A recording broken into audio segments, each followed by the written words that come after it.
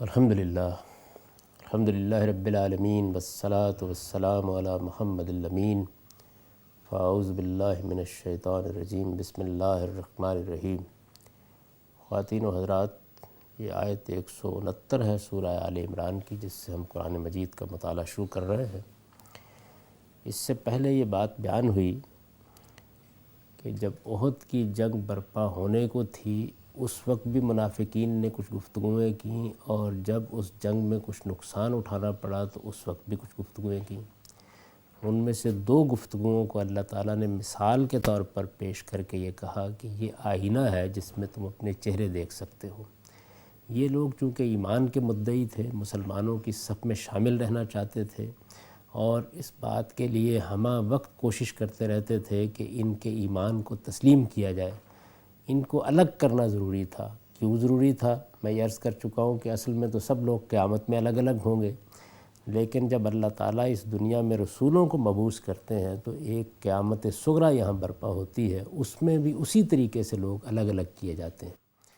وہ لوگ جو ایمان لاتے ہیں، سچے دل سے ایمان لاتے ہیں، وہ الگ کر لیے جاتے ہیں۔ جو منکرین مقابلے میں کھڑے ہو جاتے ہیں وہ الگ کر لیے جاتے ہیں۔ منافقین کا معاملہ البتہ ایسا ہوتا ہے کہ مسلمان معاشرے کی ان سے تطہیر کیے بغیر اللہ کے عذاب کا فیصلہ صادر نہیں ہوتا۔ تو انہی لوگوں کو نمایاں کرنے کے لیے یہ بتایا گیا ہے کہ جب وہ موقع آ گیا کہ جس میں ایک جماعت تو پہلے ہی کچھ بات کر کے الگ ہو گئی، اور یوں انہوں نے مسلمانوں کے ساتھ مل کر اس جنگ میں حصہ ہی نہیں لیا، لہذا ان کا معاملہ تو صاف ہو گیا۔ اور یہ وہ لوگ تھے کہ جنہوں نے اس موقع کے اوپر کہا کہ لو نعلم قتالا لاتبعناکم، یعنی ہمیں اگر معلوم ہوتا کہ جنگ ہونی ہے تو ضرور تمہارے ساتھ چلتے۔ قرآن مجید نے اس پر تبصرہ کر دیا تھا کہ یہ اس وقت جھوٹ بول رہے تھے، اصلاً یہ کفر پر کھڑے تھے، ان کے دل میں جو یہ بات تھی اس کو زبان پر نہیں لا رہے تھے، یعنی بظاہر یہ دلیل پیش کر رہے تھے لیکن حقیقت میں بزدلی کے ساتھ کھڑے تھے، اور ان کا اطمینان تھا کہ اس لشکر جرار کے مقابلے میں مسلمان کھڑے نہیں ہو سکیں گے۔ اب بھی جو یہ باتیں بنا رہے ہیں وہ باتیں بھی حقیقت میں ان کے دل کے نفاق ہی کو بیان کر رہی ہیں، اور یہ کہہ رہے ہیں کہ اگر یہ ہماری بات مانتے اور اس طریقے سے لڑنے کے لیے نہ نکلتے تو قتل نہ ہوتے۔ یہ جو بات تھی جب یہاں تک نوبت پہنچ گئی، جس کو قرآن مجید نے بیان کیا کہ یہ لوگ وہ ہیں کہ الذین قالوا لاخوانہم وقعدوا لو اطاعونا ما قتلوا، کہ اگر یہ ہمارے بھائی ہماری بات مان لیتے اور جس طرح ہم نے کہا تھا کہ یہیں بیٹھ کر مقابلہ کیا جائے، یہ بھی اس تدبیر کے ساتھ اتفاق کر لیتے تو اس طریقے سے قتل نہ ہوتے۔ احد میں چونکہ مسلمانوں کی ایک بڑی تعداد شہید ہو گئی تھی تو اس کو بھی ان لوگوں نے فتنے کا موضوع بنایا۔ آخر میں یہ بات کہی تھی کہ یہ محض تمہاری حماقت ہے۔ اس سے پہلے بھی قرآن تبصرہ کر چکا کہ اگر معاملہ یہی ہوتا کہ تم نے قتل ہونا تھا تو تم اللہ تعالیٰ کے ٹھہرائے ہوئے مقتل میں پہنچ جاتے۔ اب تبصرہ کیا کہ فَادْرَؤُوا عَنْ أَنفُسِكُمُ الْمَوْتَ إِن كُنتُمْ صَادِقِينَ، سچے ہو تو جب تمہاری موت آ جائے اس وقت ٹال کے دکھانا۔ تو چونکہ یہ معاملہ زیر بحث آ گیا کہ وہ لوگ جنہوں نے ان کے بقول ان کی بات نہیں مانی وہ اسی وجہ سے قتل ہوئے، تو اب ان مقتولین پر بھی تبصرہ کر دیا۔ فرمایا وَلَا تَحْسَبَنَّ الَّذِينَ قُتِلُوا فِي سَبِيلِ اللَّهِ أَمْوَاتًا، وہ لوگ جو اللہ کی راہ میں مارے گئے ان کو مردہ خیال نہ کرو، یعنی زندگی اور موت کے بارے میں بھی کچھ حقیقتیں سمجھ لو۔ یہ ہزیمت کیوں ہوئی، وقتی طور پر نقصان کیوں اٹھانا پڑا، ایک تو اس کی حکمت ہے وہ بیان کی، اور وہ اوپر بیان کر دی تھی کہ جو کچھ ہوا اللہ کے اذن سے ہوا، اور اس لیے ہوا کہ وَلِيَعْلَمَ الَّذِينَ نَافَقُوا، تاکہ اللہ تعالیٰ ان کو بھی دیکھ لے جو سچے مومن ہیں، اور ان کو بھی جو ابتدا ہی سے منافقت اختیار کیے ہوئے تھے، ان سب کو الگ الگ کر لے، یہ مقصود تھا اس کا۔ دوسری چیز جو واضح کی وہ یہ کہ یہ تو اس کی حکمت تھی، جن لوگوں کو اس میں اپنی جان دینا پڑی ہے تو یہ نہیں ہے کہ ایک حکمت پیش نظر تھی تو ان کا ضیاع ہو گیا، یعنی یہ معاملہ نہیں ہے۔ اللہ تعالیٰ کے ہاں جو معاملہ ہے زندگی اور موت کا، وہ تمہارے لحاظ سے نہیں ہے، وہ اللہ کے لحاظ سے ہے، اور اس میں زندگی اپنے تسلسل کے ساتھ باقی ہے۔ لہٰذا جو لوگ اللہ کی راہ میں مارے گئے اور اس طریقے سے احد کے میدان میں شہید ہوئے، ان کے بارے میں یہ خیال نہ کرو کہ وہ مردہ ہیں، بل احیاء عند ربہم یرزقون، بلکہ اپنے رب کے حضور میں وہ زندہ ہیں، انہیں روزی مل رہی ہے۔ یہ زندگی قرآن مجید نے دوسری جگہ واضح کر دیا ہے کہ یہ جسم کے ساتھ زندگی نہیں ہے، یعنی زندگی کی ایک صورت وہ ہے جو اس وقت ہمیں حاصل ہے، ایک دوسری صورت وہ ہوگی کہ جو قیامت کے بعد ملے گی، اس میں پھر ایک جسم دیا جائے گا اور جسم اور روح کے اتحاد کے ساتھ ایک زندگی وجود میں آئے گی۔ تو ایک زندگی اور موت تو یہ ہے۔ یہ جو صورتحال ہے اس کے بارے میں یہ فرمایا ہے کہ اس زندگی کی حقیقت تو تم نہیں سمجھ سکتے، لیکن یہ بھی ایک نوعیت کی روحانی زندگی ہے، اور اس میں بھی اللہ کی عنایتیں ان پر ہو رہی ہیں اور اس کا رزق انہیں مل رہا ہے۔ اور فرمایا کہ فرحین بما آتاہم اللہ من فضل، وہ نہ صرف یہ کہ زندہ ہیں، انہیں روزی مل رہی ہے، بلکہ اللہ نے جو کچھ انہیں عطا فرمایا ہے اس پر شاداں فرح ہیں، اس پر خوش ہو رہے ہیں۔ وَيَسْتَبْشِرُونَ بِالَّذِينَ لَمْ يَلْحَقُوا بِهِم مِّن خَلْفِهِمْ أَلَّا خَوْفٌ عَلَيْهِمْ وَلَا هُمْ يَحْزَنُونَ، اور ان کے بعد جو لوگ رہ گئے ہیں، جو ان کے اخلاف ہیں، ان میں سے جو ابھی ان سے نہیں ملے، ان کے بارے میں اللہ سے بشارتیں حاصل کر رہے ہیں کہ یہ خدا کی ابدی بادشاہی ہے جس میں ان کے لیے بھی نہ کوئی خوف ہے اور نہ وہ کبھی غمزدہ ہوں گے۔ یستبشرون بنعمت من اللہ، اللہ کی نعمتوں سے اور اس کے فضل سے، یستبشرون بنعمت من اللہ و فضل، اللہ کے فضل سے اور اللہ کی نعمتوں سے خوش وقت ہو رہے ہیں۔ وَأَنَّ اللَّهَ لَا يُضِيعُ أَجْرَ الْمُؤْمِنِينَ، اور اس بات سے خوش وقت ہو رہے ہیں کہ ایمان والوں کے اجر کو اللہ کبھی ضائع نہ کرے گا۔ یعنی یہ گویا جو تصویر وہاں ہے وہ سامنے رکھتی ہے، یہ بتایا ہے کہ ایک زندگی اور ایک موت کا معاملہ تو تمہارے سامنے ہو جاتا ہے۔ ایک زندگی وہ ہے جو ہم قیامت کے بعد دیں گے اور جس کا ہم وعدہ کر رہے ہیں، لیکن اللہ کی راہ میں جو لوگ دنیا سے رخصت ہوئے ہیں ان کو ایک بڑی فرحت کی زندگی ہم اس کے درمیان میں بھی دیتے ہیں، اور نہ صرف یہ کہ وہ زندگی دیتے ہیں بلکہ اس میں ان کو اپنا رزق اور اپنی نعمتیں جو ان کے لحاظ سے ہونی چاہیے وہ عطا فرماتے ہیں۔ اور یہی نہیں، اس موقع پر انہیں بشارتیں دیتے ہیں، یعنی وہ پورے شعور کے ساتھ ان چیزوں کو دیکھتے اور سمجھتے ہیں جو چیزیں اللہ تعالیٰ کی طرف سے ان کو عنایت ہو رہی ہوتی ہیں۔ تو ایک تصویر گویا اس کی کھینچ دی ہے۔ یہ ظاہر بات ہے کہ ایک ایسے عالم کے معاملات ہیں جن کو ہم اپنے فہم کی گرفت میں یہاں نہیں لا سکتے۔ ہم جس زندگی سے واقف ہیں وہ جسم کے ساتھ زندگی ہے، لہٰذا قیامت کے بعد جو زندگی ملے گی اس کی قرآن نے جہاں تصویر کھینچی ہے اس کو بھی ہم کچھ سمجھ لیتے ہیں، اور جو زندگی اس وقت ہمیں حاصل ہے اس کا تو ہم شعور رکھتے ہی ہیں۔ یہ جو درمیان کی چیز ہے یعنی برزخ میں جو ایک روحانی زندگی حاصل ہوگی، جو ظاہر ہے کہ جسم کے ساتھ نہیں ہے، اس میں زندگی کی نوعیت کیا ہے، اس میں اللہ کا رزق کیسے ملتا ہے اور اس کی عنایتیں کیسی ہوتی ہیں۔ ہم اپنی جسمانی ضرورتوں کے لیے جو رزق پاتے ہیں اس سے ہم واقف ہیں، لیکن روحانی زندگی کے لیے کس طرح کا رزق چاہیے اس سے ہم واقف نہیں ہیں۔ یہ کہ وہاں شعور کی نوعیت کیا ہوتی ہے، مخاطبت کی نوعیت کیا ہوتی ہے، قرآن مجید نے یہ بتایا ہے کہ اللہ تعالیٰ نے اس دنیا میں بھیجنے سے پہلے بھی ہمیں وہ زندگی دے رکھی تھی، لیکن اس کو ہمیں موت کی صورت ہو گیا تھا، وہ بھی ایک نوعیت کی موت تھی۔ یعنی ہم اگرچہ اللہ تعالیٰ کے ساتھ ملاقات بھی کر چکے تھے، عہد الست بھی مان چکے تھے، اللہ تعالیٰ کے ساتھ ایک معاہدہ بھی کر چکے تھے، لیکن اس کا شعور محو کر کے ہمیں سلا دیا گیا تھا، ایک طرح کی موت طاری کر دی گئی تھی۔ پھر یہ زندگی بخشی، اس کے بعد پھر اسی نوعیت کی ایک برزخی زندگی درمیان میں آئے گی، اور پھر اس کے بعد اللہ تعالیٰ یہ کہتے ہیں کہ میں قیامت میں اٹھاؤں گا۔ تو برزخ کی زندگی ہو یا ہماری اس زندگی سے پہلے کا معاملہ ہو یا پھر قیامت کے بعد کی زندگی، تو اس کا کچھ شعور، کچھ احساس، کچھ تصور ہم قائم کر لیتے ہیں۔ اس کی حقیقت کیا ہے وہ ہم نہیں جانتے۔ اصل میں یہی وہ چیزیں ہیں جن کو قرآن مجید نے کہا ہے کہ اس میں تمہارے فہم کے لحاظ سے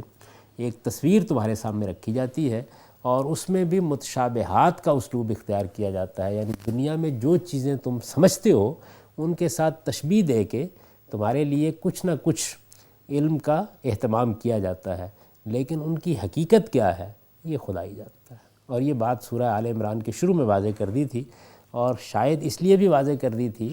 کہ ایک پہلو تو وہی تھا کہ اس میں نصارہ نے جو غلطی کی اس پہ توجہ دلانا مقصود تھا، ایک دوسرا پہلو یہ بھی ہے کہ اس میں کچھ معاملات بھی ایسے زیر بحث آنے والے تھے، تو شروع میں بتا دیا کہ یہ جو چیزیں ہیں ان کے بارے میں اللہ کے علم پر اکتفا کرو جتنا اس نے دے دیا ہے۔ رہی یہ بات کہ اس کی حقیقت کیا ہوگی یہ تمہارے سامنے آئے گا تو اسی وقت تم سمجھ سکتے ہو۔ تو یہاں کسی حد تک اس کا بھی تصور دلایا ہے۔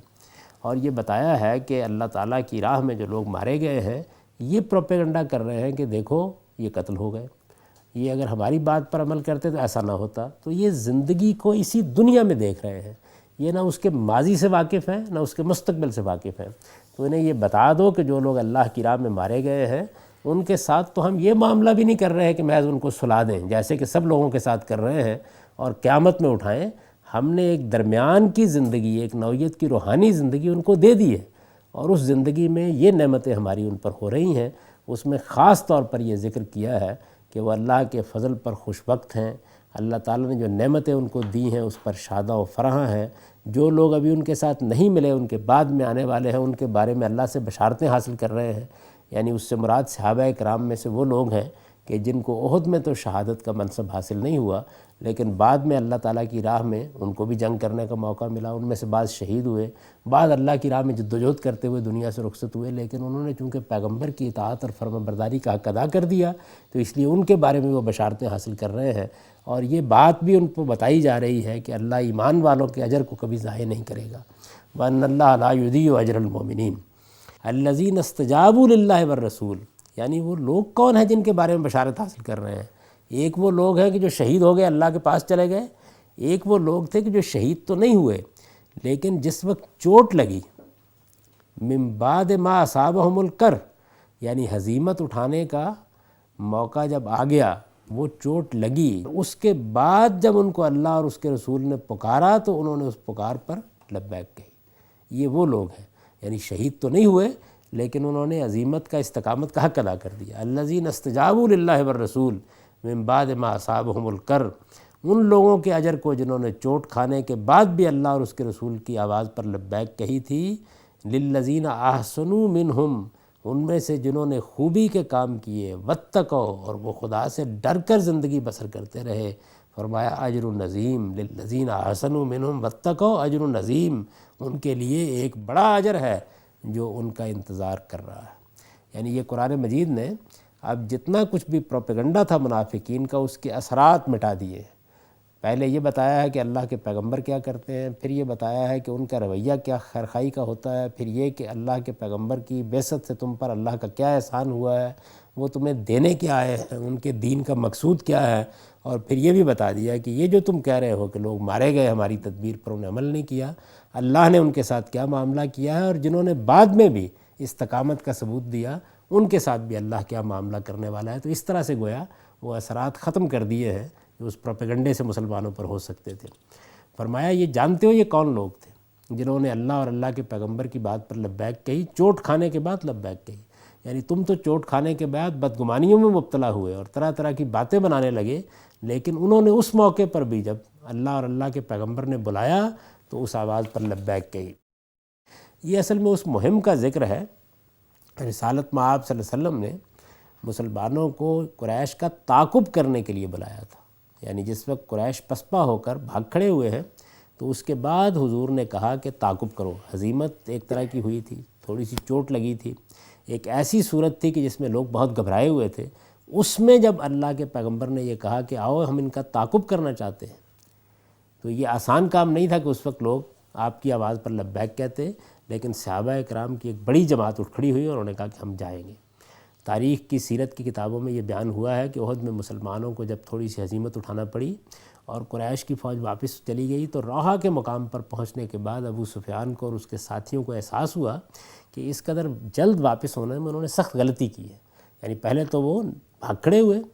انہیں بعد میں یہ احساس ہوا کہ جب ہم نقصان پہنچانے میں کامیاب ہو گئے تھے تو ہمیں چاہیے تھا کہ مدینے میں جاتے اور ان کا قصہ پاک کر دیتے۔ تو یہ سوچ کر ابو سفیان نے فوج کی از سر نو تنظیم کی اور مسلمانوں کو ہراساں کرنے کے لیے اب منافقین کے ذریعے سے یہ افواہ بھی پھیلا دی کہ قریش نئے ساز و سامان کے ساتھ مدینے پر حملہ آور ہونے کی تیاری کر رہے ہیں۔ یعنی تھوڑی دور جا کے روحہ کے مقام پر انہوں نے اپنے آپ کو ایک طرح سے پھر منظم کیا۔ حضور کو جب اس کی اطلاع پہنچی تو آپ نے لوگوں کو کہا کہ آؤ ہم ان کا پھر تعاقب کریں گے۔ تو ایک بڑی نازک صورتحال میں یہ آواز دی گئی تھی، اور اس میں انہی لوگوں سے کہا گیا کہ آپ آئیں جو پہلے روز کی جنگ میں شریک رہے تھے،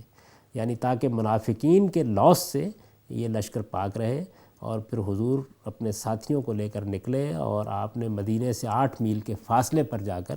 پھر پڑاؤ کیا، اور ابو سفیان نے جب دیکھا کہ اب مسلمانوں کے حوصلے میں کوئی فرق نہیں آیا تو ارادہ بدل دیا اور مسلمان کامیاب واپس آئے اور ابو سفیان اپنے لشکر کو لے کے چلا گیا۔ یہ اس واقعے کی طرف اشارہ کیا ہے۔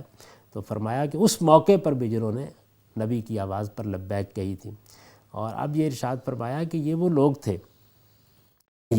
تھے کہ جن کو لوگوں نے کہا، لوگوں نے ان کو یہ کہا الذین قال لهم الناس ان الناس قد جمعوا لکم،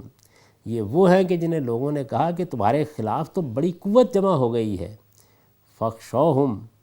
اس سے ڈرو، یعنی جن کو لوگوں نے بے ہمت کرنے کے لیے یہ کہا کہ تمہارے خلاف کوئی معمولی فوج نہیں ہے قریش کی،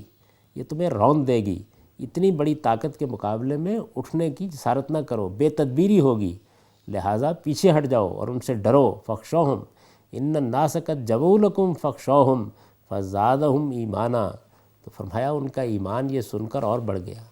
اور انہوں نے جواب میں کہا وقالوا حسبنا اللہ ونعم الوکیل، ہمارے لیے اللہ ہی بہت کافی ہے اور اس سے بڑھ کر اس سے بہتر کوئی کارساز نہیں ہو سکتا۔ یہ جواب دیا انہوں نے۔ یہ پھر تصویر کھینچی ہے کہ صرف لبیک ہی نہیں کہی، بلکہ جب لوگوں نے ان کو بے ہمت کرنے کی کوشش کی تو اس کا جواب بھی انہوں نے اس ایمان کے ساتھ دیا۔ فانقلبوا بنعمت من اللہ، یہ لوگ تھے کہ جو اللہ کی نعمت اور اس کا فضل لے کر اس مہم سے واپس آئے۔ لم یمسسہم سوء، ان کو کوئی گزن نہیں پہنچا، یعنی محض ان کے اس عزم اور اس حوصلے ہی میں اللہ نے اتنی برکت ڈال دی کہ ان کا روب طاری ہوا اور ابو سفیان اپنے لوگوں کو لے کر نکل بھاگا۔ فرمایا کہ جب وہ اٹھ کھڑے ہوئے اور انہوں نے یہ جواب دیا کہ ہمارے لیے اللہ کافی ہے اور وہ بہترین کارساز ہے، تو اللہ کی نعمت ان کو حاصل ہوئی، وہ اللہ کا فضل لے کر اس مہم سے واپس آئے۔ واتبعوا رضوان اللہ، وہ اللہ کی خوشنودی کے طلبگار ہوئے۔ واللہ ذو فضل عظیم، اور حقیقت یہ ہے کہ اللہ بڑی عنایت کرنے والا ہے۔ انما ذالکم الشیطان یخوف اولیاء، فرمایا اب یہ بات تو تم پر واضح ہو گئی نا کہ یہ شیطان ہے جو اپنے ساتھیوں کے ڈراوے دے رہا تھا۔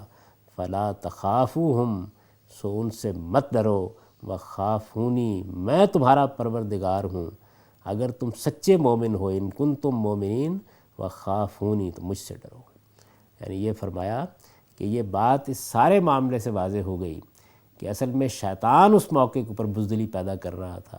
وہ یہ کہہ رہا تھا کہ قریش کا لشکر ایک عظیم لشکر ہے، یہ لوگ نہیں بات کر رہے تھے، ان کے اندر شیطان بول رہا تھا۔ یہ گویا یہ بتا دیا کہ جس وقت انسان میں بزدلی اور وہن پیدا ہوتا ہے، جس وقت وہ اپنے اندر منافقت پیدا کر لیتا ہے، جس وقت اس کے ارادے میں خرابی ہو جاتی ہے، تو پھر اصل میں اس کی زبان پر شیطان بولتا ہے۔ یہی قانون ہے ہدایت اور گمراہی کا جو جگہ جگہ قرآن میں بیان ہوا ہے کہ جب انسان صحیح ارادے اور سچے عزم کے ساتھ حق پر کھڑا ہوتا ہے تو کچھ دیر تک تو اس کا امتحان ہوتا ہے، اس کے بعد اللہ کے فرشتے اس پر سکینت نازل کرتے ہیں اور اس کو اللہ کی تائید حاصل ہو جاتی ہے۔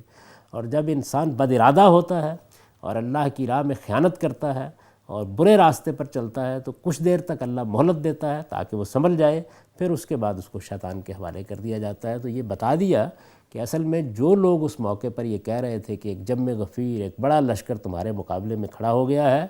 تمہیں اس سے ڈر کر رہنا چاہیے، ان کی زبان پر در حقیقت شیطان بول رہا تھا۔ انما ذالکم الشیطان یخوف اولیاء، یہ شیطان ہے جو اپنے ساتھیوں کے اس موقع پر ڈراوے دے رہا تھا۔ تو فرمایا کہ اب یہ بات واضح ہو گئی، اب یہ حقیقت سمجھ میں آ گئی، یہ سارا معاملہ واضح ہو گیا۔ دیکھو جن لوگوں نے عزم اور ہمت سے کام لیا وہ کس طریقے سے اس موقع پر بھی پیغمبر کی آواز پر لبیک کہہ کے اٹھے، اور اس کا اثر کیا ہوا؟ اس کا اثر یہ ہوا کہ وہ لشکر جو دوبارہ اپنے آپ کو منظم کر کے حملے کی سوچ رہا تھا اور جو اس وقتی نقصان سے حوصلہ پا کر مسلمانوں کو کچل دینے کے منصوبے بنا رہا تھا، اس کو لوٹنا پڑا، اور یہ لوگ اللہ کا فضل اور اللہ کی نعمت لے کر واپس آئے۔ یعنی اس خبر سے مسلمانوں کو ہراساں کرنے کے لیے جو خبر پھیلائی گئی، اس خبر سے ان کے اندر خوف و ہراس پیدا ہونے چاہیے تھا، نہیں ہوا، ان کا عزم و ایمان بڑھ گیا۔ یعنی یہ صورت پیدا ہوئی، اندر ایمان موجود تھا۔ جب اندر ایمان موجود ہو تو اس کی مثال اصل میں اس کنویں کی سی ہوتی ہے جس کے سوتے زوردار ہوں، ان کے اندر سے آپ پانی نکالتے ہیں تو وہ اور جوش کے ساتھ ابلنا شروع کر دیتے ہیں۔ اسی طریقے کی مثال اس آگ کی ہوتی ہے کہ جو اگر قوت والی ہو تو گیلی لکڑی بھی اس میں ڈالیے تو اس کو بھی وہ اپنی غذا میں بنا کر مزید طاقتور بن جاتی ہے۔ تو ایمان اور عزم کا معاملہ بھی بالکل یہی ہوتا ہے۔ اس میں رکاوٹیں آتی ہیں وہ اس کو ضعیف نہیں کرتی بلکہ اور زیادہ پرعزم آدمی کو بنا دیتی ہیں، اور زیادہ اس کا حوصلہ بلند کر دیتی ہے، اور اس کی جو مخفی صلاحیتیں ہیں وہ زیادہ نمایاں ہونا شروع ہو جاتی ہیں۔ تو یہاں یہ بیان کیا گیا ہے کہ جب ان کے سامنے اتنی نازک صورتحال آئی اور ان کو ڈرانے کی کوشش کی گئی تو اس موقع پر انہوں نے عزم و ہمت سے کام لیا اور وہ اللہ کی راہ میں نکل کھڑے ہوئے، اور ایک نازک موقع پر ہزیمت اٹھانے کے بعد، نقصان اٹھانے کے بعد، جب کہ بالکل لوگ دل شکستہ ہوئے تھے، اس وقت اٹھ کھڑے ہوئے تو اللہ نے ان کے اوپر یہ فضل کیا، یہ عنایت کی، اور وہ اللہ کی اس فضل اور اس عنایت کے ساتھ لوٹے، اور وہ چونکہ اللہ کی خوشنودی کے طلبگار تھے تو اللہ تعالیٰ نے ان پر یہ کرم فرمایا۔ اب تم پر بھی یہ بات واضح ہو گئی ہوگی کہ اس طرح کے موقعوں پر جو بزدلی کی باتیں ہیں وہ انسانوں کے منہ سے نہیں نکلتی، وہ شیطان ان کے منہ سے نکالتا ہے، اور شیطان اس وقت ان کی زبان بنتا ہے جب کہ وہ خود بے حوصلہ ہو چکے ہوتے ہیں اور اپنے دل میں منافقت اور بزدلی پیدا کر چکے ہوتے ہیں۔ وَلَا يَحْزُنُكَ الَّذِينَ يُسَارِعُونَ فِي الْكُفْرِ، اور فرمایا کہ اے پیغمبر یہ لوگ تمہارے لیے کسی غم کا باعث نہ ہوں جو اس وقت کفر کی راہ میں بڑے سرگرم ہو گئے ہیں۔ اب گویا تھوڑا سا التفات ہوا رسالت مآب صلی اللہ علیہ وسلم کی طرف، اور یہ فرمایا کہ اس میں کوئی شک نہیں کہ یہ مسلمانوں کی جماعت کے لوگ تھے، لیکن اس وقت یہ کفر میں زیادہ سرگرم ہے، یعنی ان کے اندر کا انکار اب ان کی سرگرمیوں کی صورت میں نمایاں ہو رہا ہے، تو یہ کسی غم کا باعث نہ بنے۔ انہم لن یضروا اللہ شیئا، یہ اللہ کو ہرگز کوئی نقصان نہ پہنچا سکیں گے۔ اس میں بڑی بلاغت ہے کہ اس وقت جو معرکہ ہو رہا ہے اس کے فریق آپ اور یہ لوگ نہیں ہیں، اس میں ایک طرف اللہ ہے، اور اللہ کو یہ کیا نقصان پہنچائیں گے؟ یرید اللہ اللہ یجعل لہم حظا فی الآخرہ، اللہ چاہتا ہے کہ آخرت میں ان کا کوئی حصہ نہ رکھے۔ یعنی یہ بظاہر ایمان لائے ہوئے تھے، کسی حد تک ایمان والوں کے ساتھ تھے،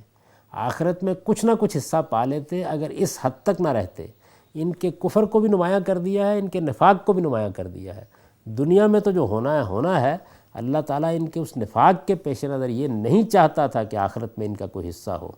یرید اللہ اللہ یجعل لہم حظا فی الآخرہ، کیونکہ اللہ کا بیلاغ قانون آخرت میں ظہور پذیر ہونا ہے، اور اگر کسی نے ذرہ برابر بھی اچھائی کی ہے تو اس کو اجر ملنا ہے۔ ان کو یہیں بالکل برہنہ کر دیا ہے تاکہ ان کا جرم بالکل واضح ہو جائے۔ تو فرمایا کہ یہ مجرم ہے، اور یہ بات اچھی طرح سمجھ لو، وَلَهُمْ عَذَابٌ عَظِيمٌ، ان کے لیے وہاں بڑا ہی سخت عذاب ہے، اس لیے کہ انہوں نے اللہ کے پیغمبر کو دیکھا، ان کا ساتھ دینے کے لیے آمادہ ہوئے، ان پر ایمان لائے، ان کے ہاتھ پر بیعت کی، اس کے بعد خیانت کے مرتکب ہوئے۔ ان الذین اشتروا الکفر بالایمان، یہ حقیقت ہے کہ ایمان کو چھوڑ کر جن لوگوں نے بھی اپنے لیے کفر خریدا ہے، لن یضروا اللہ شیئا، وہ اللہ کو ہرگز کوئی نقصان نہ پہنچا سکیں گے۔ وَلَهُمْ عَذَابٌ عَلِيمٌ، ان کے لیے اس نے بڑا دردناک عذاب تیار کر رکھا ہے۔ وَلَا يَحْسَبَنَ الَّذِينَ كَفَرُوا أَنَّمَا نُمْلِ لَهُمْ خَيْرٌ لِأَنفُسِهِمْ، یہ ڈھیل جو ہم ان کو دے رہے ہیں، فرمایا یہ ڈھیل جو ہم ان کو دے رہے ہیں، اس کو یہ منکر اپنے حق میں کوئی بہتری کی چیز نہ سمجھے۔ وَلَا يَحْسَبَنَ الَّذِينَ كَفَرُوا أَنَّمَا نُمْلِ لَهُمْ خَيْرٌ لِأَنفُسِهِمْ، یہ جو ہم نے انہیں کچھ ڈھیل دے رکھی ہے اور جس میں ان کو مہلت ملی ہوئی ہے، یہ اپنے حق میں، یہ منکرین اس کو اپنے حق میں کوئی بہتری کی چیز نہ سمجھے۔ فرمایا انما نملی لہم لیزدادوا اسما، یہ جو ڈھیل ملتی ہے یعنی انسان کو اس طرح کے موقعوں پر اللہ کا پیغمبر موجود ہے اور کچھ باتیں کرنے، کچھ کھل کھیلنے کا موقع ملتا ہے، کچھ ایسے مواقع میسر آتے ہیں کہ جن میں وہ سمجھتا ہے کہ کامیابی اس کو حاصل ہوئی ہے، تو فرمایا کہ اس کو یہ کوئی اپنے لیے بہتری کی چیز نہ سمجھے۔ ان کو معلوم ہونا چاہیے کہ ان کو یہ ڈھیل ہم صرف اس لیے دے رہے ہیں کہ اپنے گناہوں میں یہ کچھ اور اضافہ کر لیں۔ یعنی یہ وہ استدراج ہے اللہ تعالیٰ کا کہ جس طریقے سے مومن کو موقع ملتا ہے کہ وہ توبہ کر لے، وہ اصلاح کر لے، اندر سے وہ خالص ہے تو اللہ تعالیٰ اس کو مواقع فراہم کرتا ہے،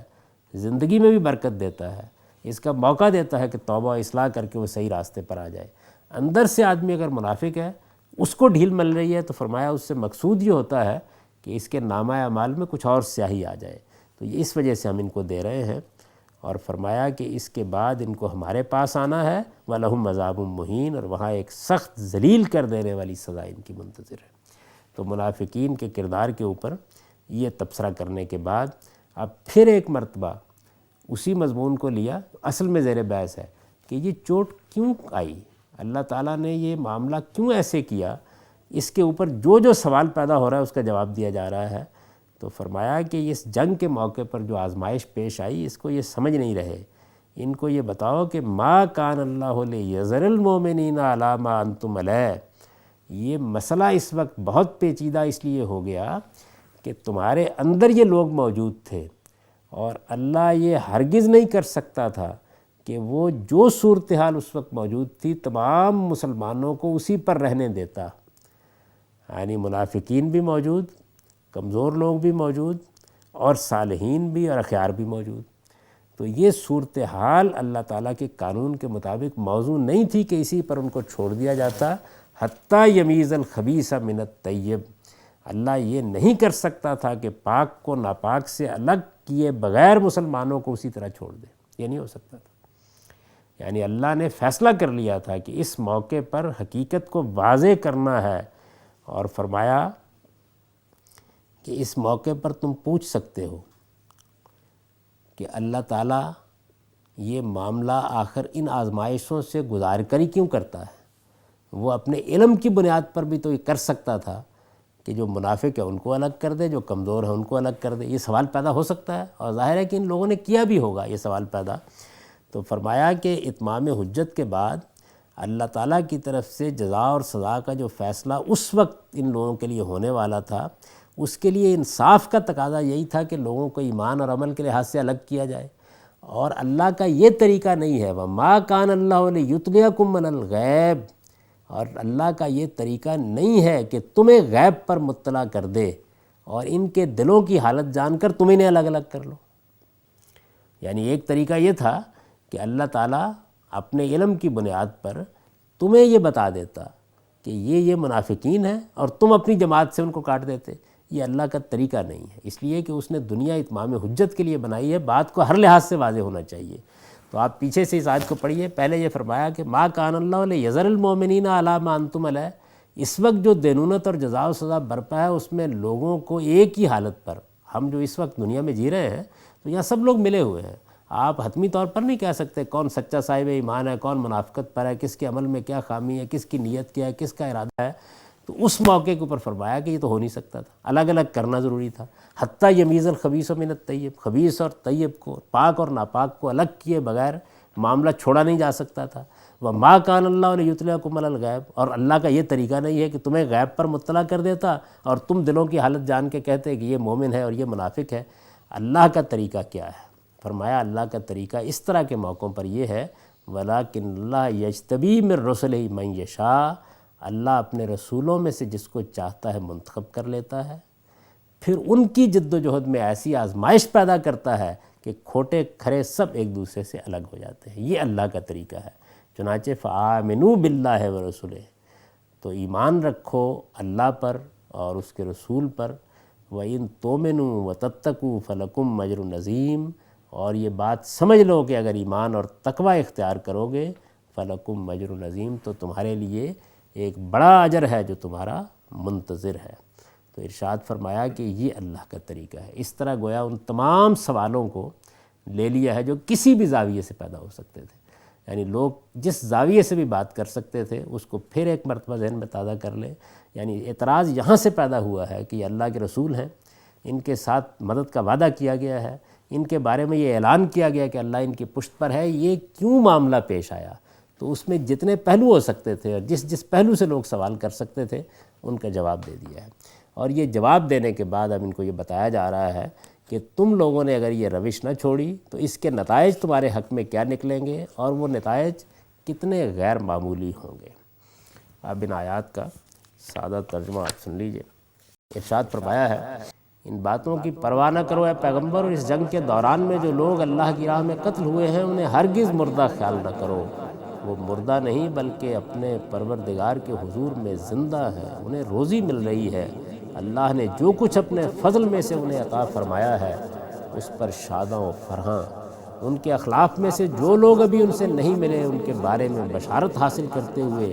کہ خدا کی اس ابدی بادشاہی میں ان کے لیے نہ کوئی خوف ہے اور نہ وہ کبھی غمزدہ ہوں گے، اللہ کی نعمتوں اور اس کے فضل سے خوش وقت اور اس بات سے کہ ایمان والوں کے اجر کو اللہ کبھی ضائع نہ کرے گا، ان لوگوں کے اجر کو جنہوں نے چوٹ کھانے کے بعد بھی اللہ اور اس کے رسول کی آواز پر لبیک کہی ہے، ان میں سے جنہوں نے خوبی سے کام کیے اور خدا سے ڈرتے رہے، ان کے لیے بہت بڑا اجر ہے۔ یہ وہ ہیں کہ جنہیں لوگوں نے کہا کہ تمہارے خلاف بڑی قوت جمع ہو گئی ہے، اس سے ڈرو، تو ان کا ایمان یہ سن کر اور بڑھ گیا، اور انہوں نے جواب دیا کہ ہمارے لیے اللہ کافی ہے اور وہ بہترین کارساز ہے۔ سو وہ اللہ کی نعمت اور اس کا فضل لے کر اس مہم سے واپس آئے، ان کو کوئی گزن نہیں پہنچا، اور وہ اللہ کی خوشنودی کے طلبگار ہوئے، اور حقیقت یہ ہے کہ اللہ بڑی عنایت کرنے والا ہے۔ اب یہ بات تو تم پر واضح ہو گئی کہ یہ شیطان ہے جو اپنے ساتھیوں کے ڈراوے دے رہا تھا، تو ان سے مت ڈرو، اگر تم سچے مومن ہو تو صرف مجھ سے ڈرو، اور تمہارے لیے اے پیغمبر یہ لوگ کسی غم کا باعث نہ ہوں جو اس وقت کفر کی راہ میں بڑے سرگرم ہیں، یہ اللہ کو ہرگز کوئی نقصان نہ پہنچا سکیں گے۔